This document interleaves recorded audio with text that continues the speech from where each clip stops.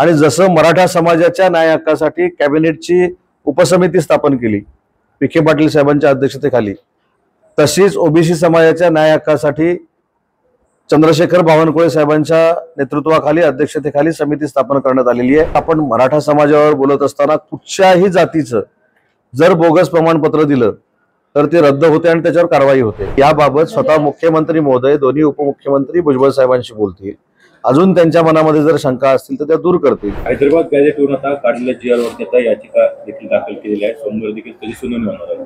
काय एकंदरीत हैदराबाद गॅझेटियर ज्यावेळी जाहीर झालं त्याच्यासाठी जी समिती नेमलेली होती त्या समितीमध्ये मी सदस्य होतो। हैदराबाद गॅझेटियर जाहीर करत असताना ओबीसी समाजाचं कुठचंही आरक्षण कमी होऊ नये ही दक्षता घेऊन तो जीआर काढण्यात आलेला आहे। याचा खुलासा स्वतः राज्याचे राज्यप्रमुख माननीय देवेंद्रजी फडणवीस साहेबांनी केलेला आहे। उपमुख्यमंत्री आमचे मुख्य नेते एकनाथ शिंदे साहेबांनी देखील सांगितलेलं आहे आणि अजितदादांनी देखील सांगितलेलं आहे। काही जर गैरसमज असतील तर आमच्या उपसमितीचे अध्यक्ष विखे पाटील साहेब जे आहेत, जे या जिल्ह्याचे पालकमंत्री आहेत, ते त्या शंका दूर करतील आणि जसं मराठा समाजाच्या न्याय हक्कासाठी कॅबिनेटची उपसमिती स्थापन केली विखे पाटील साहेबांच्या अध्यक्षतेखाली, तशीच ओबीसी समाजाच्या न्याय हक्कासाठी चंद्रशेखर बावनकुळे साहेबांच्या नेतृत्वाखाली अध्यक्षतेखाली समिती स्थापन करण्यात आलेली आहे। त्याच्यामुळे वेळ पडल्यास दोन्ही समितीचे अध्यक्ष हे एकत्र चर्चा देखील करू शकतात, एकामेकाच्या शंका ज्या आहेत त्या दूर करू शकतात, परंतु ओबीसीवर कुठचाही अन्याय होणार नाही ही महायुती सरकारची भूमिका आहे। बोगस प्रमाणपत्र वाटतो नाही असं पंकजा मुंडे म्हणतात। नाही, यामध्ये मला असं वाटतं की आपण मराठा समाजावर बोलत असताना कुठच्याही जातीचं जर बोगस प्रमाणपत्र दिलं तर ते रद्द होते आणि त्याच्यावर कारवाई होते। त्याच्यामुळे जर काही खोटी प्रमाणपत्र असतील, ठीक आहे, एकाच आपण समाजापुरतं बोलू शकत नाही। हा क्रायटेरिया मला असं वाटतं की सगळ्यांनाच आहे। जर बोगस प्रमाणपत्र असलं तर ते आपण रद्द करतो। तर त्या मागणीचा जो काही पाठपुरावा आहे तर त्या मागणीचा उल्लेख आमच्या उपसमितीमध्ये देखील होईल आणि उपसमिती आमची जी आहे ती त्याच्यामध्ये निर्णय घेईल। भूमिका पाहिली तर राज्य सरकारमधला विसंवाद जास्त स्पष्ट होतो की ओबीसी समाजावर अन्याय होतोय हे भुजबळांसारखे ज्येष्ठ मंत्री आवर्जून सांगतायत। त्यामुळे लोकांमध्ये सुद्धा संभ्रम निर्माण झालेला आहे की ओबीसीवर घुसखोरी होते आहे।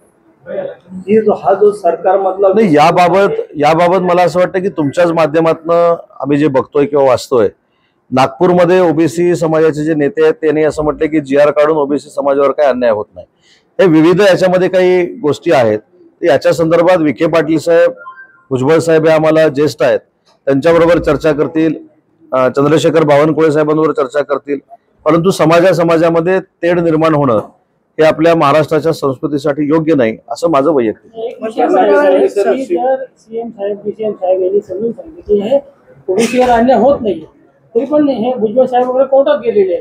तेच सांगितलं की याबाबत स्वतः मुख्यमंत्री महोदय दोन्ही उपमुख्यमंत्री भुजबळ साहेबांशी बोलतील।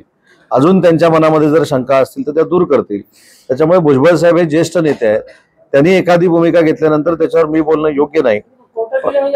सांगतो ना त्याच्यावर नाही, तुम्ही त्याचा अर्थ साहेब काही लावा, पण माझा अर्थ असा आहे की त्यांच्या मनातली शंका विखे पाटील साहेब जे आहेत ते देखील दूर करू शकतात आणि आमच्या मंत्रिमंडळातील ज्येष्ठ सर्व सहकारी देखील दूर करू शकतात। कर्नाटकमध्ये शिवाजीनगर बस स्थानक आहे, त्याचं नाव चेंज करून आता सेंट मेरी करायचं काँग्रेसचं मागणी होती, कसं होतं?